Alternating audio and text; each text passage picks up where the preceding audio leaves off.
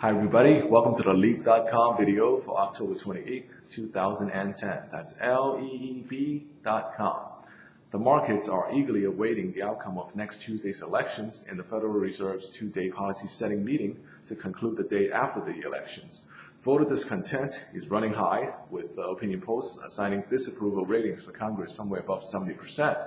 Control of the House of Representatives appear to be headed for a shift to the GOP, although incumbents seem to be strengthening, at least somewhat, down the stretch here. So the margin of victory may not be as great as it looked just a few weeks ago. Control of the Senate, meanwhile, looks to be a toss-up at this point. From an investment perspective, the election is likely to be a non-event, but it may not be too soon to start thinking about 2011.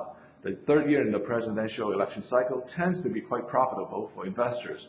Now, that itself isn't enough for making investment decisions, but it is encouraging in the face of weak economic data that we've seen in recent months.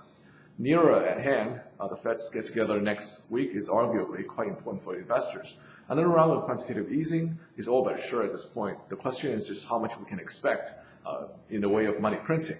And it seems as if the Fed itself isn't quite sure either. The policymakers are trying to walk a fine line. Too much or not enough in liquidity injections could roil the markets. The Fed is more worried about deflation now than inflation down the road, but their approach hasn't worked very well so far, and the long-term cost of their current policy could be quite devastating. Gold, therefore, remains by far our top investment choice due to its outstanding performance in times of uncertainty. That's it for today. Thank you for watching and enjoy.